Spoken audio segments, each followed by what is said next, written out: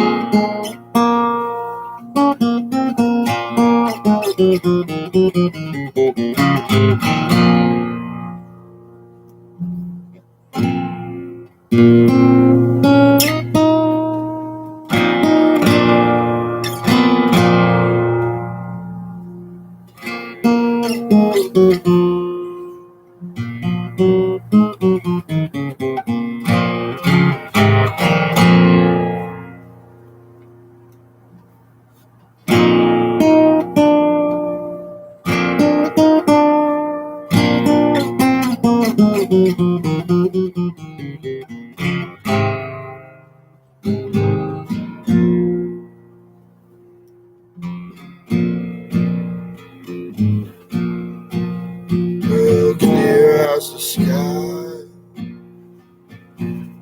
I can see it overhead in the clouds. I was wondering where I could hear her singing from the depths of her soul. She told me, easy with your heart,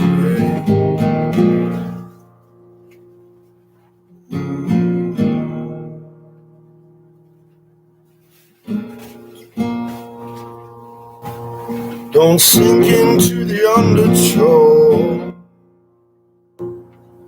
That's what she said. Grandmother knows, root to sea,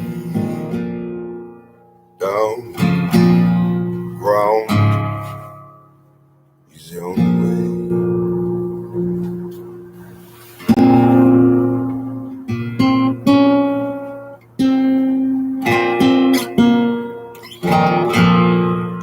I might not be the greatest guitar player in the world, but sing to heart and soul, see, rough as I am.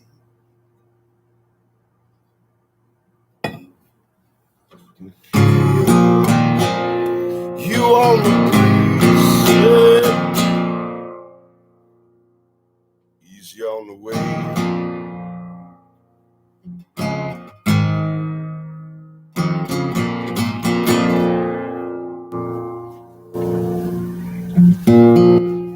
Check this out. It looks cool. See that? It's Bridget. You can see it, but she's holding the flame. Heart's flame slow, burning deep down in a cold soul sleep.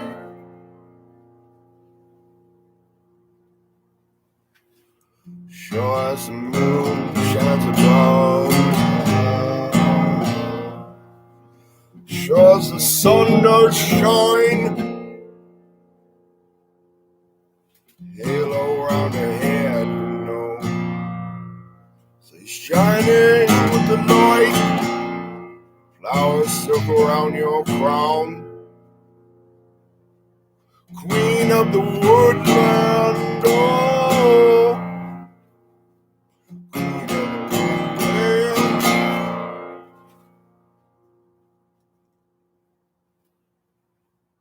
Robin, how I am.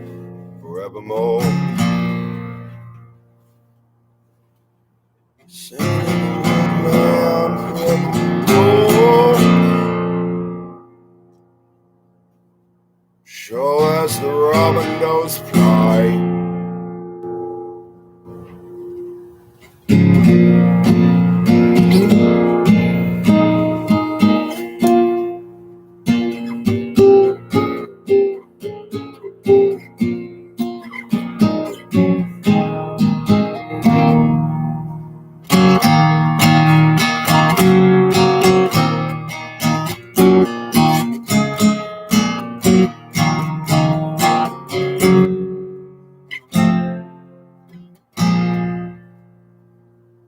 Without you, my muse, my love, no music at all, you know. Goddess of my heart and soul, goddess of my heart and soul. See, oh, I can feel you in the undertow, say you know.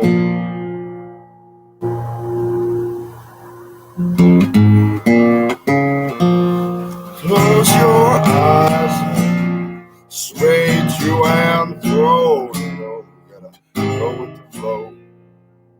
Easy, oh, easy, way down low, way down in the folk soul.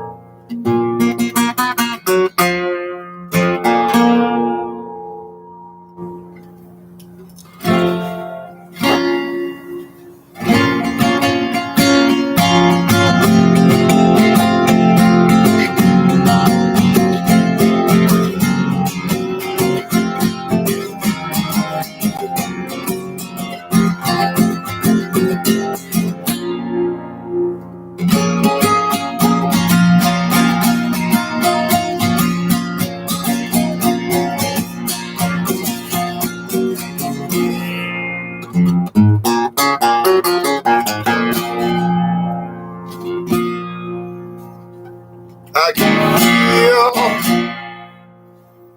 you from the depths of the earth, goddess of my heart and soul. Trueness, holding the forces of the earth to break you know. From the wisdom well, deep down low.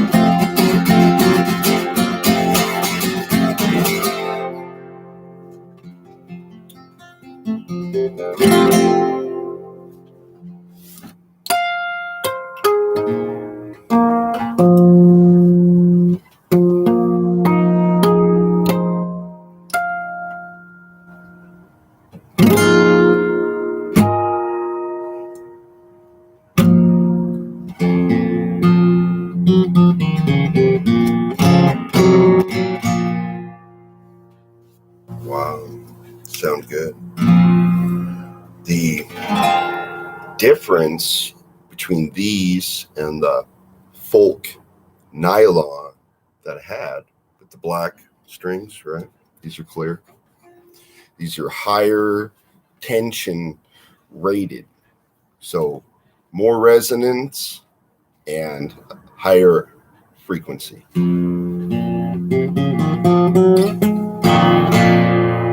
Oh.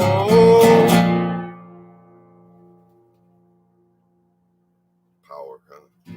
Intonation.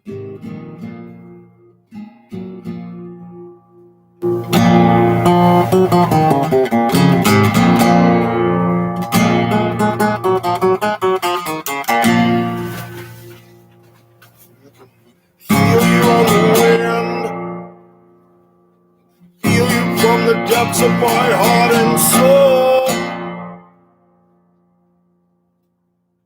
Horses might cry in the side of the mountain. Woodland sea. Sure as the sun don't shine. Over here, over here, over here, over here.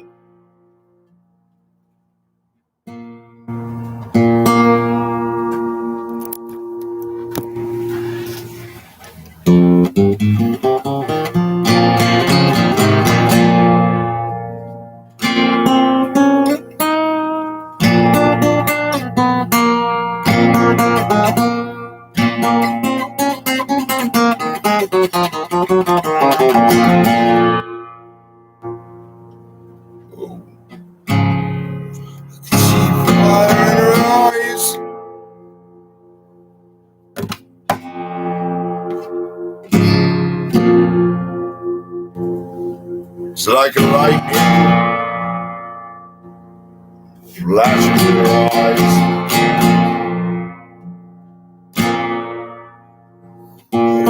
Cold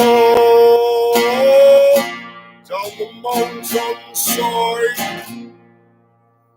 Here comes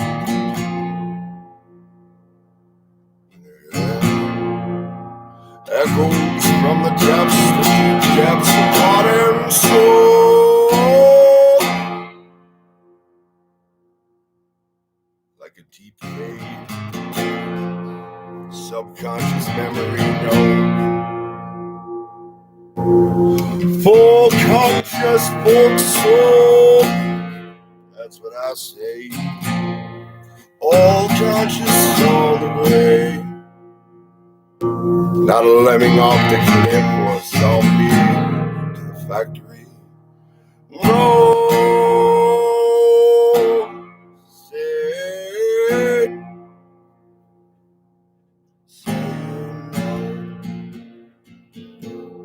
And do you wanna go with me to the circle round? Say wanna go to the circle round with me, oh.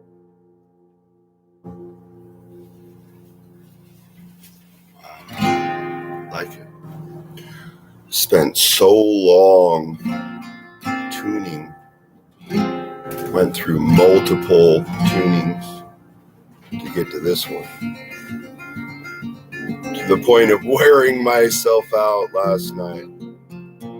So I woke up and tuned again.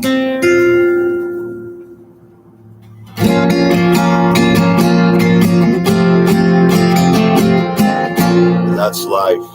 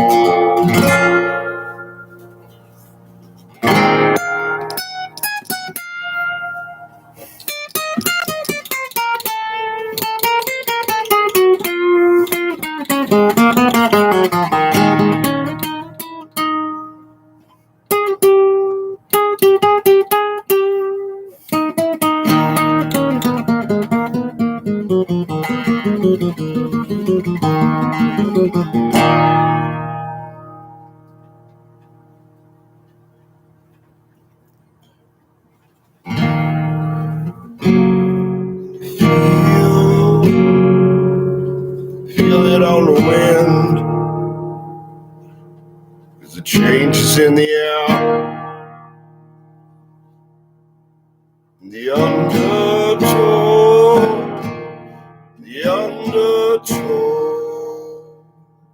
can feel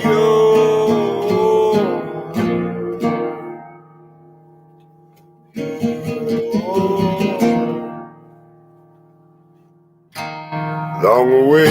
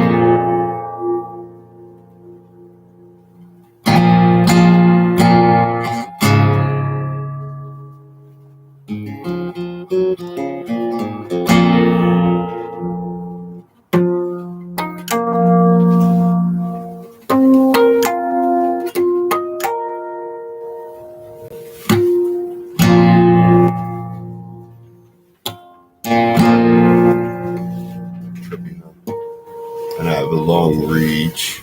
That's true. So classical is easier for me because of a wide palm. But I've seen ladies with small hands do some amazing things on classical. So it's thinner.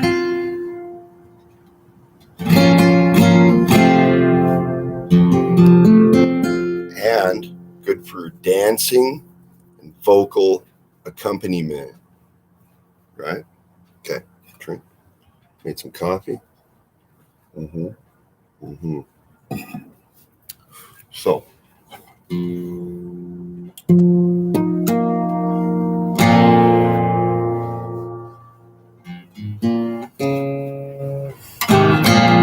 The idea is therapeutic grade music, okay, in a way of looking at it, okay. That's the left brain. Or traditional folk soul based music. Got it?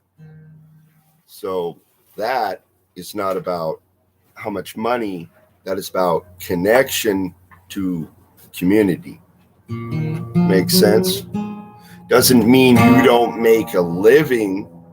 It means you don't need a gigantic mansion. I'd rather have a ranch, honestly. That'd be better. Like one of my favorite artists rescues horses. And I've worked with all different types of horses, traveling, and nice ones. But the most aggressive of all are the stallions.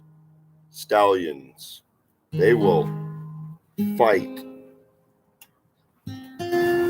They sense a mare in heat. Yeah. They stop listening to you. I went through that.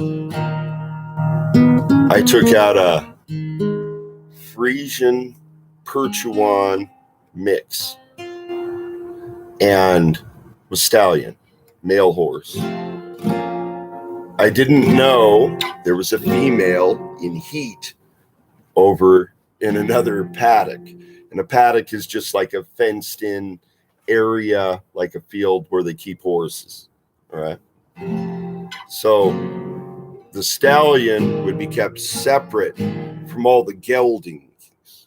The geldings do not have the use of the sack anymore. So not as aggressive, lower testosterone. But now here's the funny part. The name of the horse was Dragon. I'm not joking. Here's something else funny about Bobcat you might not know. According to the Chinese zodiac, I am born in the year of the fire dragon. So fire is supposed to be the most powerful element because it is the base element of the dragon. Anyway, whatever. A lot of weird things. I said, okay, what's going on with my stuff over here? Born on Bridget's Day, that's fire, right? Fire goddess. Anyway, back to Dragon. So I go over and I'm like, yeah, I'll get Dragon out, get him ready for the head night. Yeah. So I'm like, yeah, I'll do it, bro. I'm on it. And his head night's like, all right, go for it. That was Shane.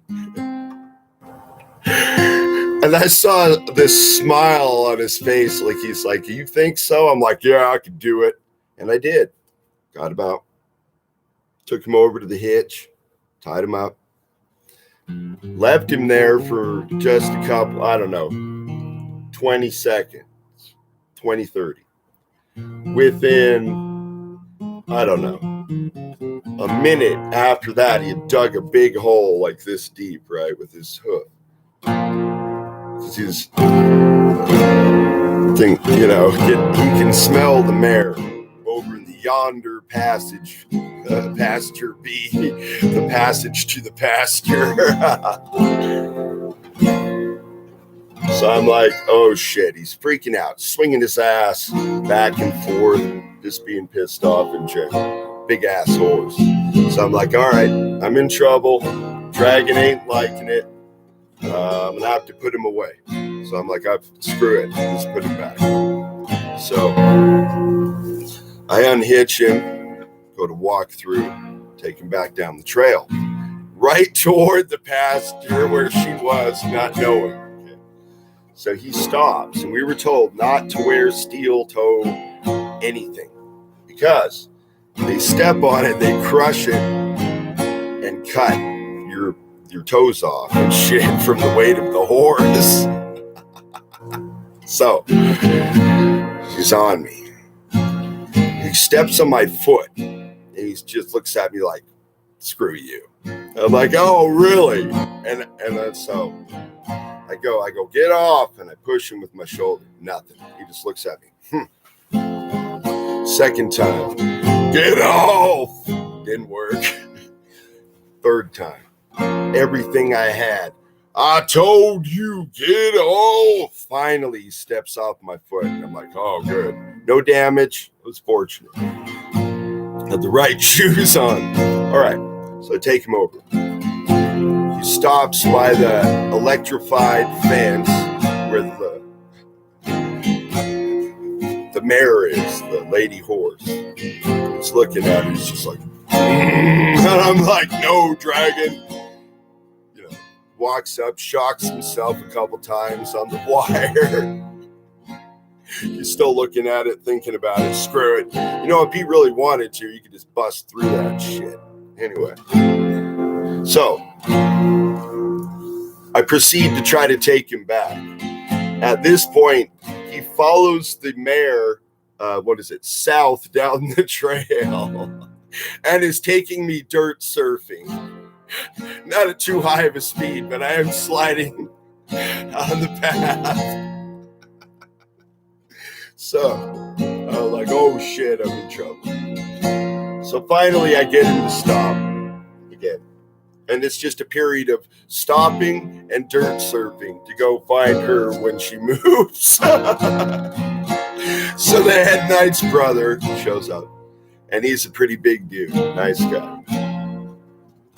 He's a friend of mine. These guys were from Canada, right? And they grew up on a horse ranch, so they're used to, being around horses all the time. Like I said, big buff dude. That's Sean.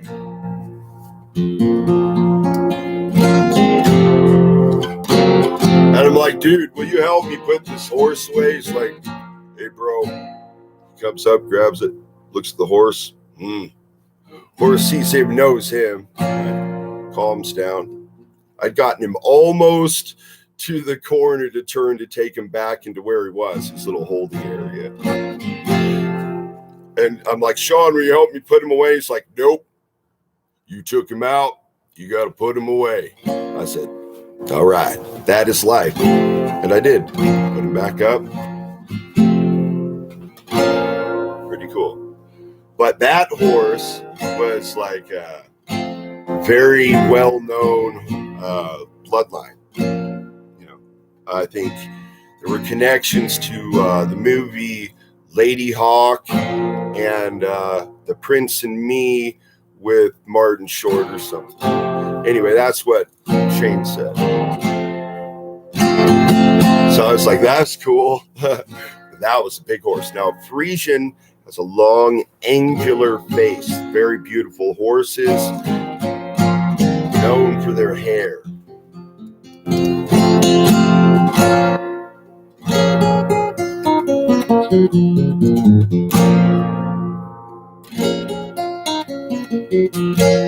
So you look up Lady Hawk, okay, and look at the horse in that movie.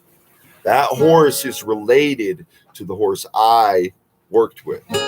They follow those bloodlines probably closer than humans do. They do, because they know.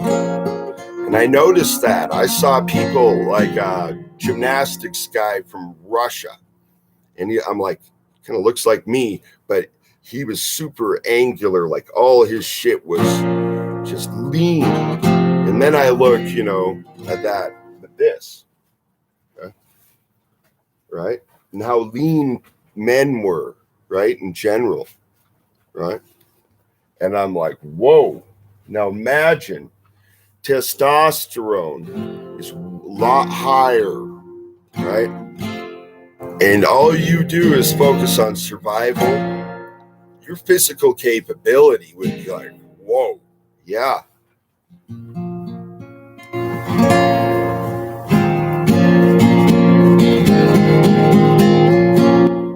Set my sword to the sky.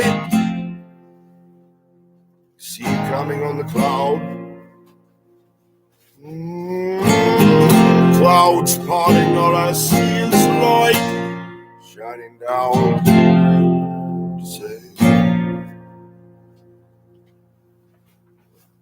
hot souls.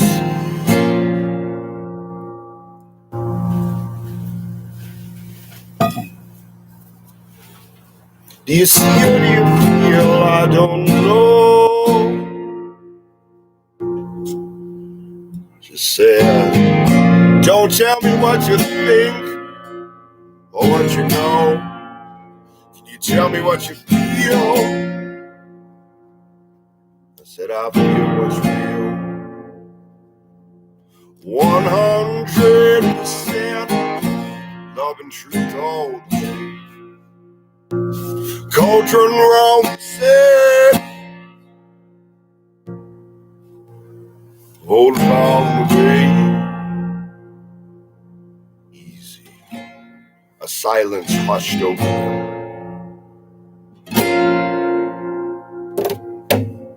As grandmother strode to the center of the circle and sat upon a tall chair in a cabin surrounded with crystals. She began to glow with light. It was the folk soul memory light of her people being. Oh, heart so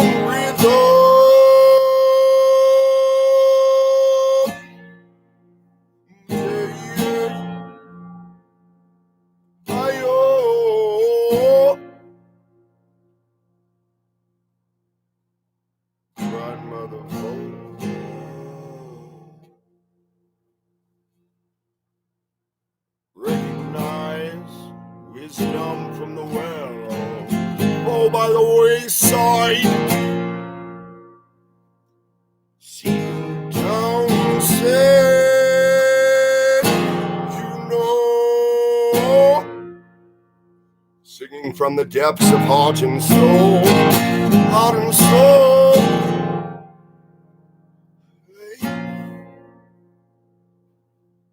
My tears fall like rain into ocean wide. I can hear you in the woodland.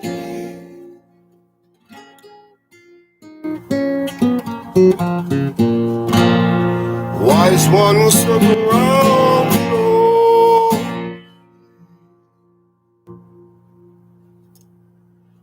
old way, and sacred is the way.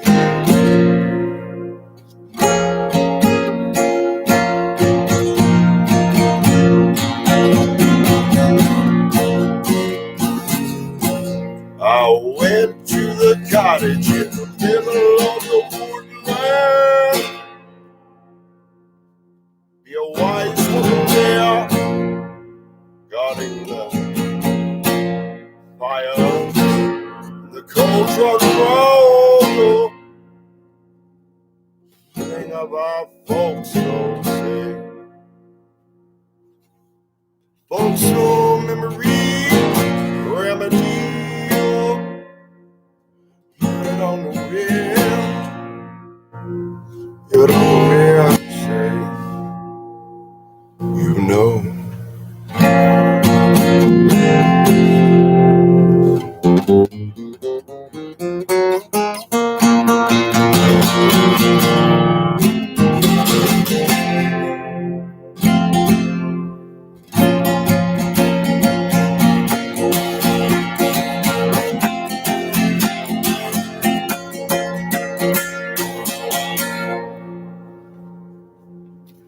Way down, they say, way down.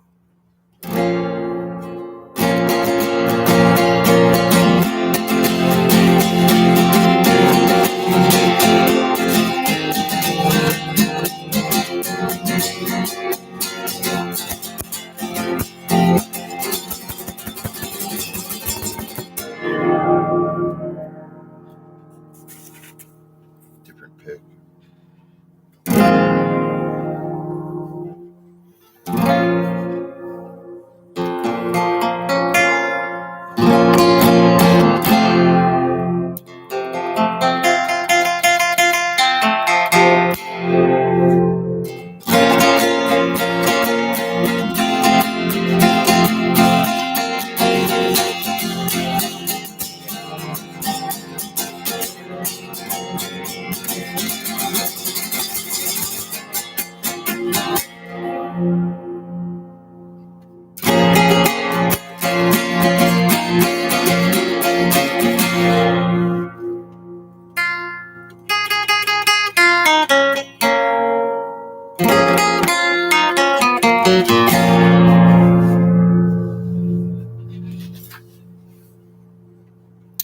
Change my seating position for a second.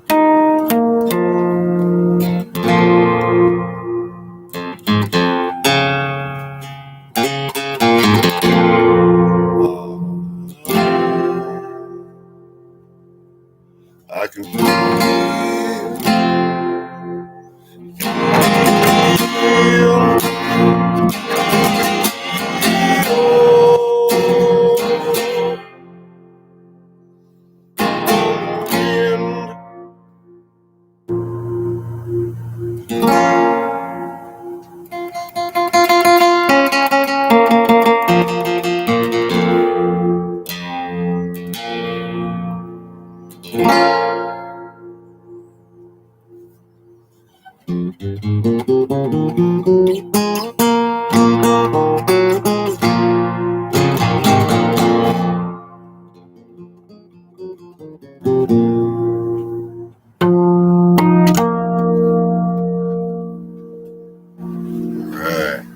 No.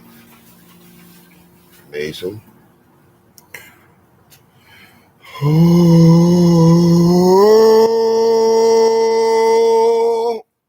right. The for more. Okay. The two dogs rolled together on the ground, a tangle of scrawny limbs and swiftly moving jaws, as they tore at one another. Their savage battle barely disturbed the flock of blackbirds, which covered the nearby carcass like a fluttering cloak. As Lou passed by, he noted that the object of this desperate struggle was the wasted body of another dog. From the starved condition of the combatants, it was clear to him that the loser would be joining it as a prize for other scavengers. Ahead of him now, at the base of the fortress hill, he could see the town. Already, he was receiving a forewarning of what he would face there. The odor of decay and filth and death lifted to meet him on the morning breeze. His guide to the town below was Angus Ogue. For Lou, there was a pleasurable sense of comfortable reality about this amiable, gangly youth. He seemed like more than a boy himself and treated the newcomer warmly and open. The two had struck up an immediate friendship.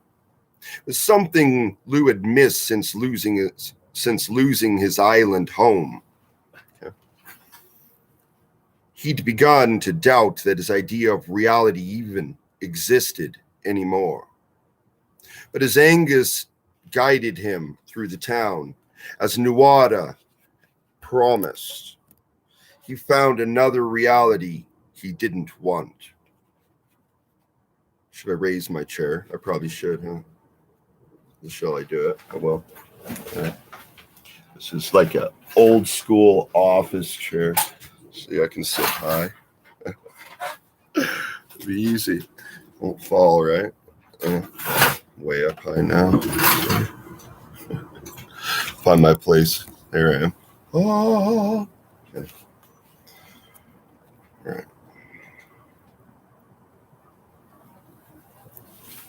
Okay. I'm just going to start here. His guide to the town below was Angus Ogue. For Lou, there was a pleasurable sense of comfortable reality about this amiable, gangly youth. See better, huh?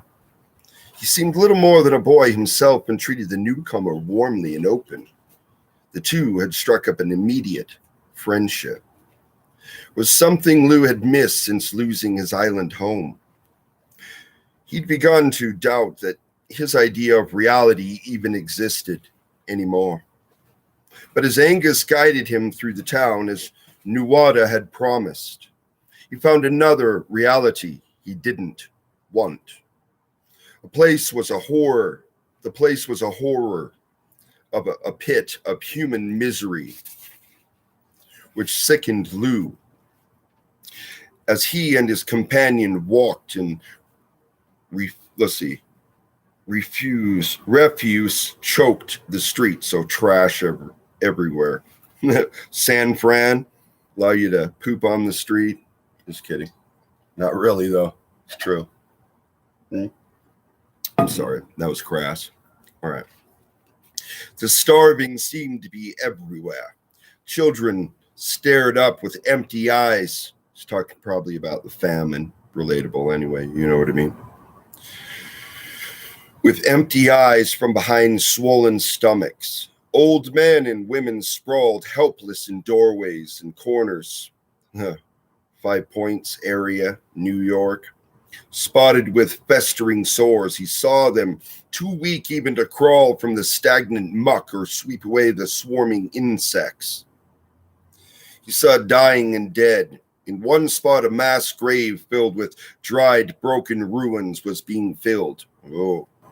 He saw a large house where scores of wretched people were stacked.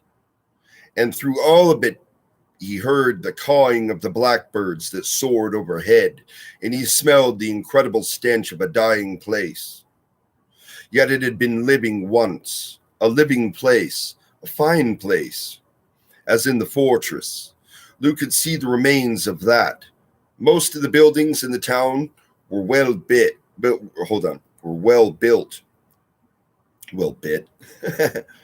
decorated with the artistic flourish of people who loved beauty and life, of people who cared. And these wretched people, they had been beautiful too. Saw the nobility, the beauty in the shattered visages of the starving and in the few healthier people who crept amongst the refuse. Angus, what's happening here? He asked his new comrade. It's been stripped of everything, as we have been, Angus answered bitterly. Here, amongst the misery, the young man's cheer had vanished. Is Olivia like this? He asked questioningly. I've shown you the very worst here, said Angus. My Uncle Nuada wanted you to see that. I think he's hoping to frighten you away from here, but there are many other places as bad. Some parts of the country are barren, cattle and crops taken. No, he's talking about the famine induced, not potato famine. It was taken. Got it? Everything. If you travel there, except for rotten potatoes, that's not going to keep you alive. If you travel there, you hear the dying rustling through the grass as they crawl away to hide, ashamed to let anyone see them so weak and starved. Why, I've seen them eating the grass like they're poor, starving hounds because they've nothing else. Why? Asked Lou. This looks a rich land. Where is all the wealth? Where is all the wealth? Where is all the wealth? It's been taken, stolen by scum who drained us dry and then give us insult. Oh, wow. Do you mean press? I mean the bloody Fomor. Angus spat out like a morsel of rotten food. Pirates, they are. Barely men at all.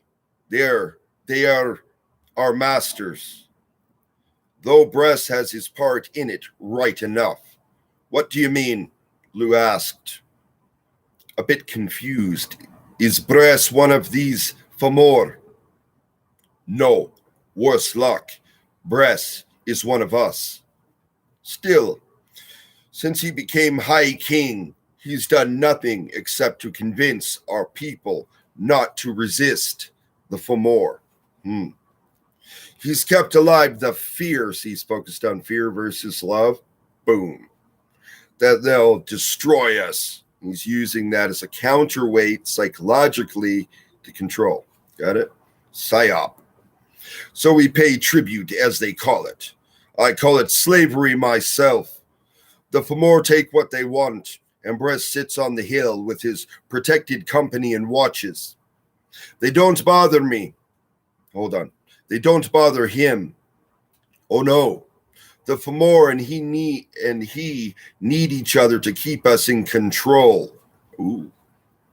His wealth and that of his own company go untouched. Oh shit. See, this guy goes to the root. I don't know if I've seen any author go this hardcore. This is pretty hardcore. Wow. Okay.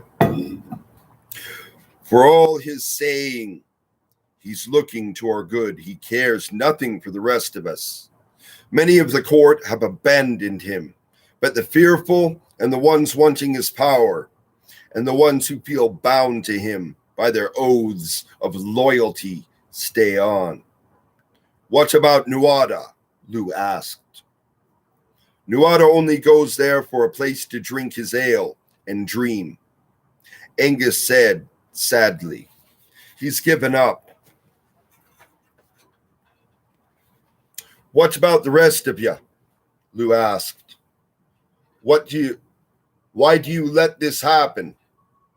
Some of us would fight, but the rest are afraid. They're certain the Fomor would destroy us utterly. I don't understand, Lou said. You're dying now.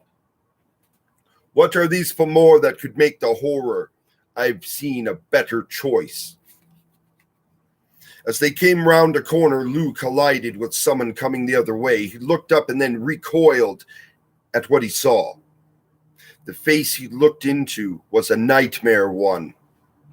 There was no nose in the folds of hanging flesh, only twin gleaming caverns which pulsed rhythmically. Above this, close-set eyes stared from behind thick brows of wiry hair.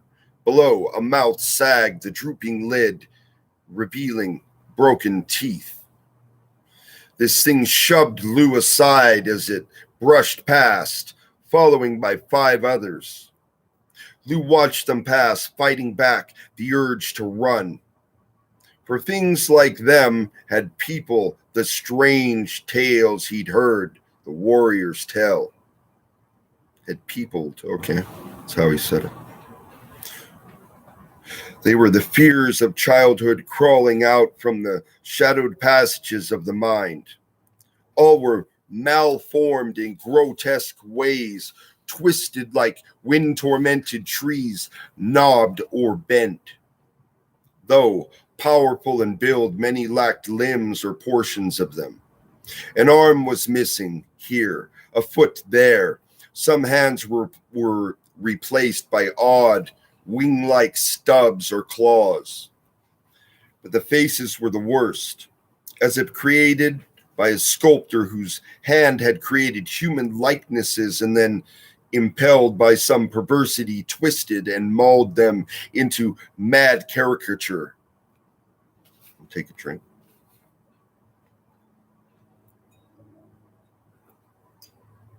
I'm only reading 1 chapter, so not to the end yet, but, I will be. The head of one seemed melted into the shoulders, without neck or jaw. Another's eyes bulged from the sides of his head, and one had a second wizened, lifeless face hanging where an ear should have been. Lou stood staring after them as they moved on. When they had rounded a corner out of sight, Angus stepped up to his stricken friend. Now you understand a little better, he said. Those were men of the local garrison of the Fomor. I've never seen anything like them, said Lou, still staring after them. What are they? Knock things over and do it again. Every time, I swear. It's like a ritual now to knock my coffee over and get excited. It's true. Okay. What are they? Where did they come from? They come from an island somewhere in the northern seas, Angus explained as he led way up the street. Once they were men like us. At least that's what the old tales say. They were the masters of the lands then, and they had the control of forces beyond what our druids understand. But then some curse fell upon them and turned them to these monsters. He smiled without much humor. Oh, there's many a terrible child's story that explains it, and all different. It's hard to separate truth from poet's fancy. I don't know if any of them are true myself.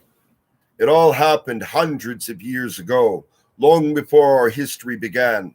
Some of the high bards now, they might know the truth of it. I'd like to talk to one of them, Lou said earnestly.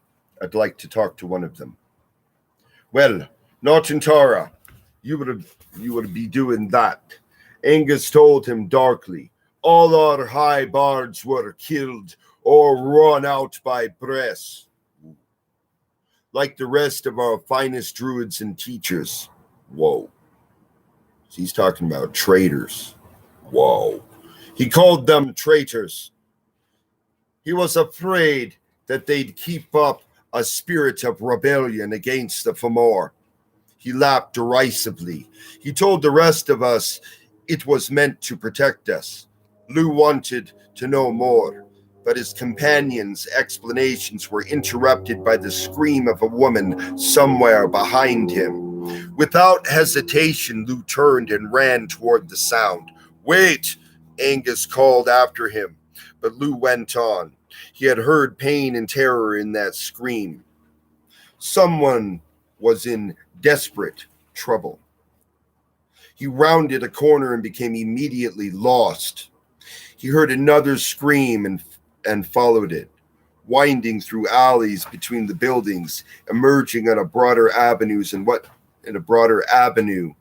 in what seemed a better section of town. He was facing what was clearly a fisherman's marketplace, for the stalls lining the street were piled with a variety of seafood. Before the stalls were the Fomor he'd passed, in the street. Two of them held a struggling, sobbing young woman, while the noseless one threatened a battered-looking man. "Pay us what you owe," the Fomor was growling, prodding the frightened man with a long sword. "Nah. Pay now or we'll take the payment from your wife." Ooh. "Give me a chance to sell my fish. I've just brought them in today. I'll pay you soon.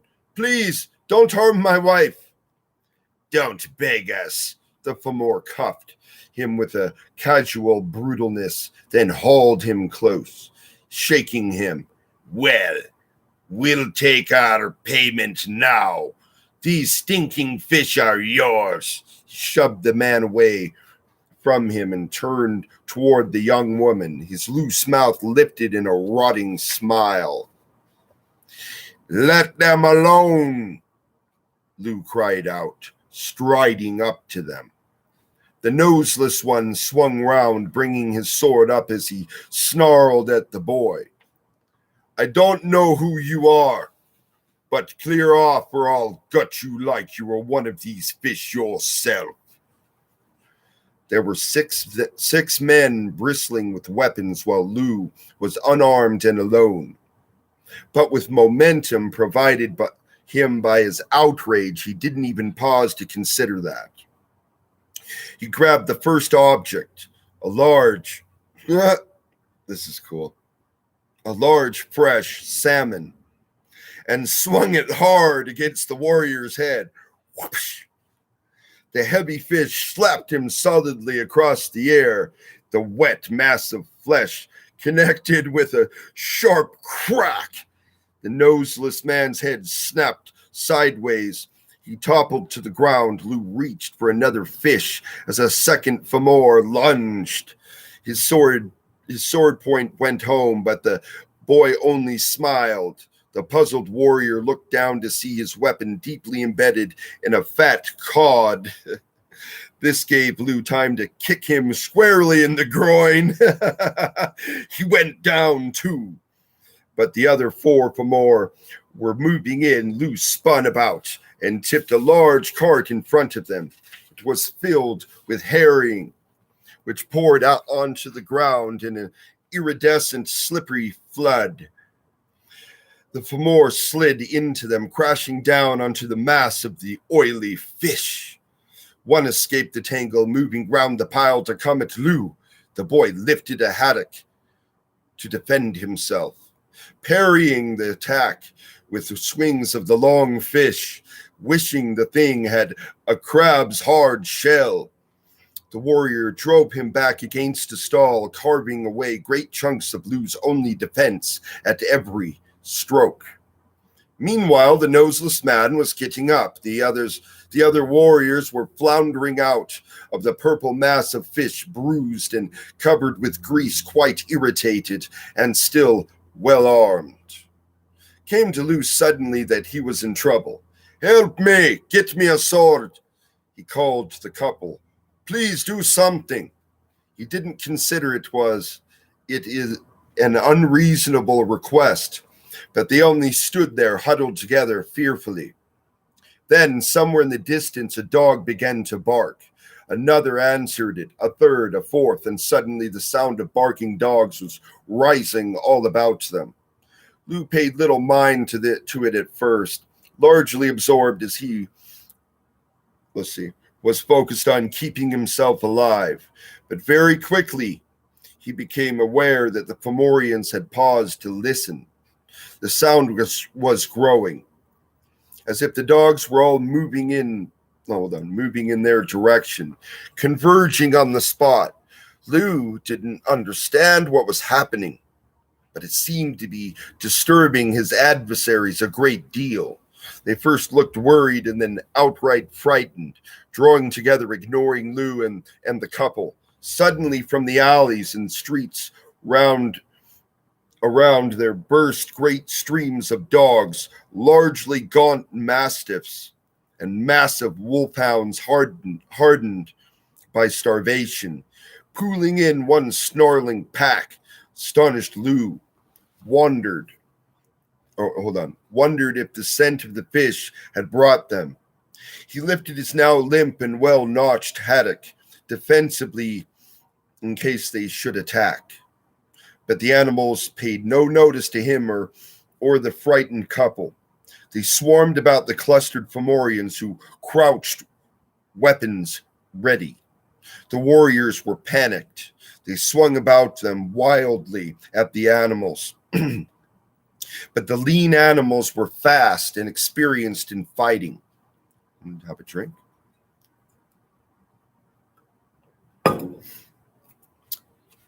They avoided the swords and axes, slipping behind or under them to tear at the men's legs. The warriors stood it only a short while. Then they broke and ran, charging blindly through their attackers, galloping madly away up the avenue. Pursued closely by the howling pack, Lou listened as the barking and the shrieks of pain died away. Then he felt a hand grip his arm and pull him round. He was looking into a pair of clear brown eyes. The girl Ain was beside him, holding him, looking up at him angrily. "Are you mad to face those warriors alone?" she demanded. "I couldn't let them harm those people," he told her defensively, taken off guard by her unexpected appearance. "So you thought you'd get yourself executed? What help would you have been? But where did those dogs come from so quickly?" he asked her. A bit bewildered by the swift events, they likely smelled the Fomor. She answered vaguely. "Dogs hate them as much as they fear dogs." She left him and went to the couple, who still stood with their arms about each other, staring after their vanished tormentors. Ain placed a reassuring hand on each of them. They looked toward her with the frightened eyes that are born of long abuse. "They won't be coming back," Ain told them. From beneath her cloak, she pulled a pouch, pressing it into the man's hands. He looked at it dumbfounded. "If they do return, give them this," she said. "It's more than they deserve.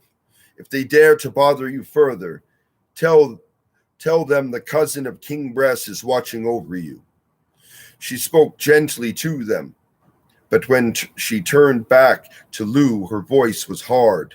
"And you, remember you're a stranger here. Don't be interfering with things until you're certain you know what we're about." Before Lou could reply, she trotted off briskly along the street. He started after her, but was stopped by Angus, who ran up to him, breathless. "Lou, here you are," he gasped out. "I lost you in the streets. I've been searching everywhere. What's happened here?" "That girl helped me," Lou began. But when he returned to point her out, he saw that she was already gone. "What girl?" Angus asked with curiosity. Lou explained. Angus listened in fascination to the tale.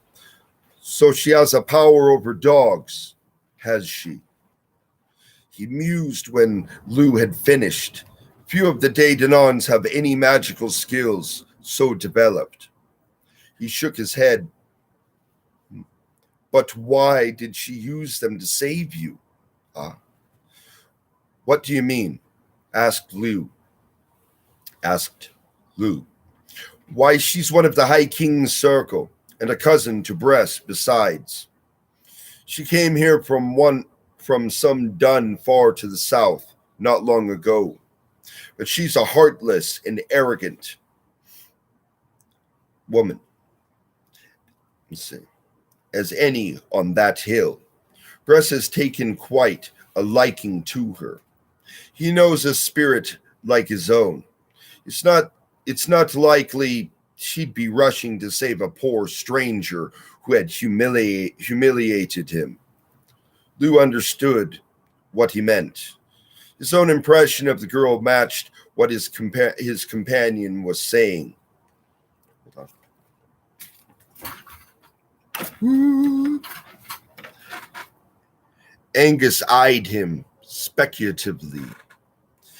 If she saved ya, it's for some reason I'm thinking Bress is behind it.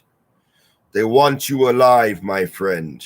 Most likely to find out what you're about. You'd best be careful. With her powers, she could have the dogs tearing you apart next time. Lou told himself that Angus was probably right. But there was still a vague doubt in his mind. The girl certainly hadn't needed to help that wretched couple or give them her protection. Was she really so cruel as she seemed? He just couldn't be sure of her or of anything. It was all so complex here, and he knew so little, as she had pointed out. It was becoming clearer to him that his task for Manannan might not be such a simple one. Angus, I've got to find out a great deal more about what's happening here. He told him urgently, I need to know about the Danons, about the Fomor. Can you help me find out? Angus considered a moment. Then he grinned. I think it's time that you met my father, he said. Water gushed up round the pole as it drove deeply into the soft mud, making a vicious thucking, that's what he says, Thukucking, okay, thucking sad noise. Oh, I've never said that. Hold on. 3 men put weight on the heavy pole, and a score of others shifted for positions where they could place their shoulders solidly against the rock. It was an immense piece of stone jutting up the height of 2 men, sitting complacently, stolidly in the pool, spotted muck at the bottom of the trench. High above on the trench's rim, Lou and Angus watched these men and scores of others as they labored to dig a new moat, twice the width and depth of the others circling the fortress mound. Lou's friend had called his attention to the men pitted in the impassioned struggle with the boulder. The workers placed themselves carefully tensed and at a call threw their collective brawn into the battle. Legs sank into the gripping maw of the mud, arms slipped, bones scraped raw on the rough stone, muscles pulled and strained. And the rock moved not 1 hair's breadth in distance. Hold it, you fellows, a voice bellowed above the workers' din. At once the men desisted, willingly some dropping it in exhaustion where they were. Lou's attention was drawn from them to a figure that now crossed the trench floor. It was a black giant of a woman who strode toward them. He towered ahead and more above the tallest of them. A great round chest was the source of the booming barrel voice. Long arms and legs were muscled like gnarled oaks, and as thick as the main branches of them. It was black with the rich mud of the trench, so covered he seemed part of the earth himself. "You're just not putting your hearts into it, lads," he complained sadly. He sighed heavily and stared at the massive thing walking round and viewing it critically from all angles. In doing so, his eye was caught by the sight of a few Fomorians who had stopped not so far from Lou and Angus to watch the work. They were pointing down at the men, laughing amongst themselves as if the failure of these poor slaves was a delight to them. "Well, that's done it now," the giant muttered angrily. "They think we're beaten. Then we'll let them see just what one of the Daytonons can do. Stand away there, boys. Stand away." Pushed the men aside, eyed the boulder narrowly, and worked his muscles to free them for the task. "All right now," he told the stubborn mass. "I'll not be having any more of this from you, Stone. I will not. Move on back, all the rest of you. It's just the two of us this time."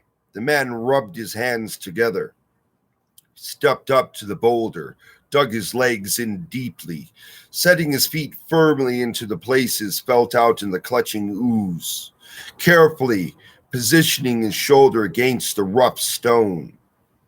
The great stomach hardened, forming a trunk, the legs rooted, holding firm, the back and arms strained tight. There was a long, motionless moment. The Fomor watched with expectant smiles as the black figure fought the stone, two objects of the earth in mortal combat. Then their smiles changed to astonishment and chagrin. The stone began to move, slowly, very slowly, began to pull up from the mud, which was gripped at it, sucked at it, reluctant to give up its own. The stone shifted up, rolled over with a loud, defeated sigh, and toppled into the cart, pushed up behind it. The giant straightened, glancing at it with disdain, then threw a look up toward the watching Fomorians. The black mask of his face split with a broad grin, and his eyes glowed as he bellowed up at them. "Now who can say the Dogda has lost his strength, The Fomor turned away. Their monstrous faces twisted with anger and strode off quickly. The man in the trench watched them go, nodding his satisfaction. He swung round to see the triumphant grins of his men, recalled him to business, and he issued brisk orders. "Enough now, you lads. No more foolishness. I'll not have those scavenging horrors seeing my men idle. Get back to it." As they went back to work, he scanned the rim again. This time he noted Lou and Angus there. He flashed another enormous smile and called up in the greeting, "Angus, good to see ya, son." "Father," Angus called back, "I've got someone here I think you ought to see." All right. That's the end of that. The next chapter will be the Men of Dia. That is all I'm doing right now. Okay. I have other things to attend, gatherings of such. Online.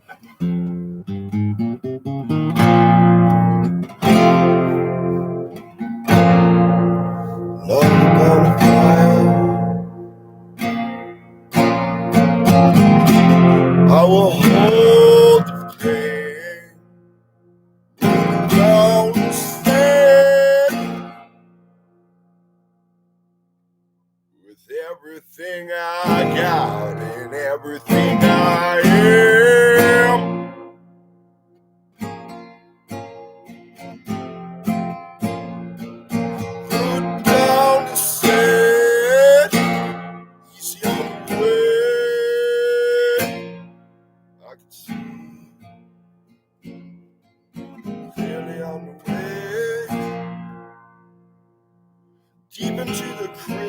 okay, rough as I am, sitting on the pond, looking out of the ripples to the sunrise and sunset.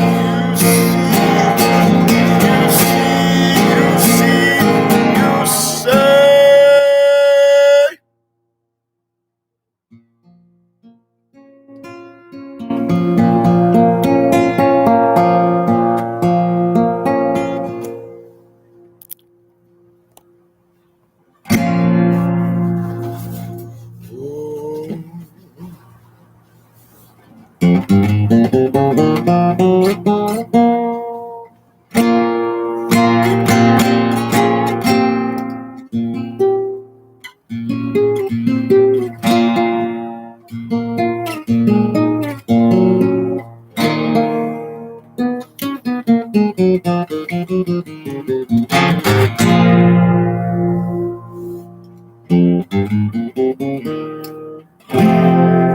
Love that.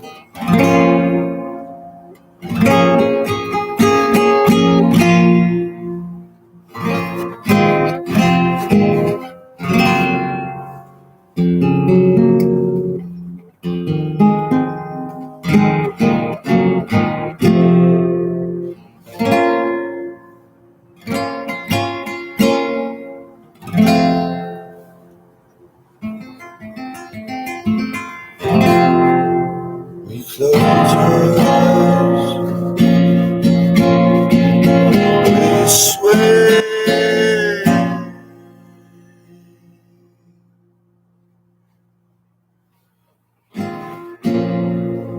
Or you can brood down, brood down. Think I could breathe underwater? Maybe, man, could help me breathe underwater.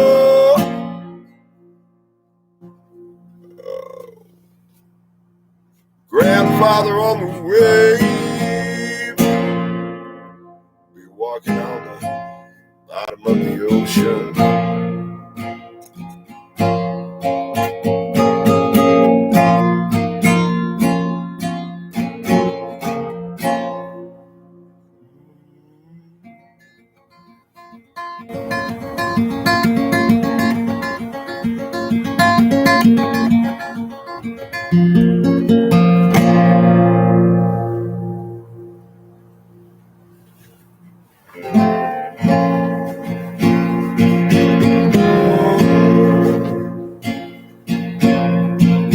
Wise ones keep in sight,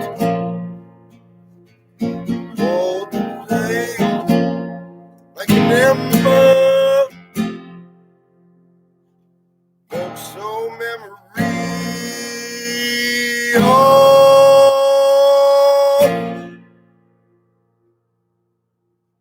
Deep down you know.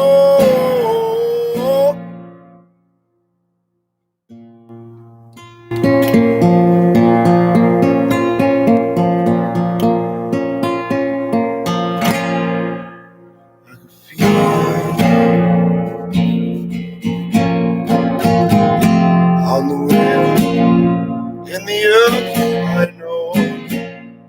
Feel you in the snow, see you in the leaves, see you in the leaves, in the woodland. Spiral up and spiral down.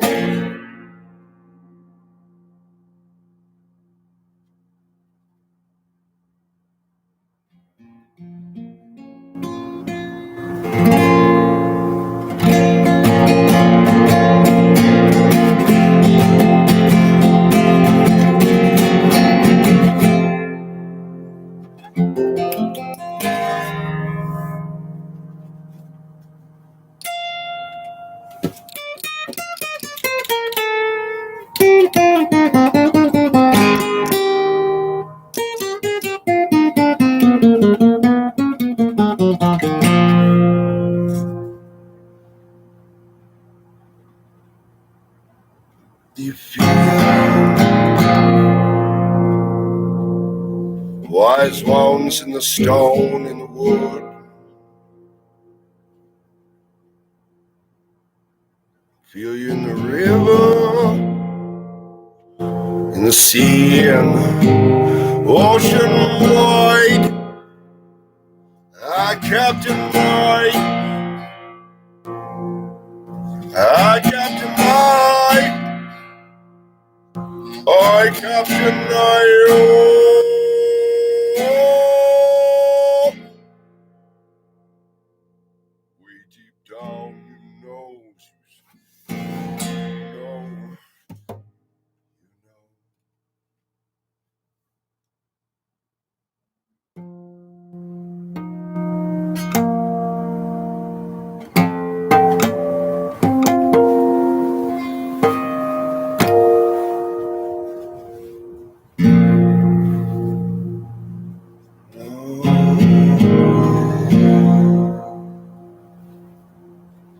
Wise ones circle all around me, circle all around me, cauldron round, sacred is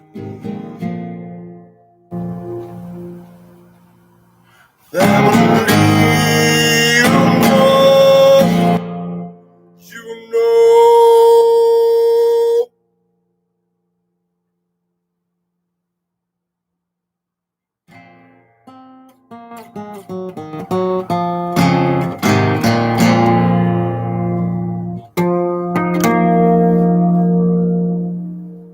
Yeah, that's what I feel. All right, now, what shall we do? Oh, we must do this. Very important. Not harmonica. No. And I'm turned down to 25%, right? Which means not overloading, right? What's this? See how I do. Don't overpower. Get a ride up. Everyone leaves, right?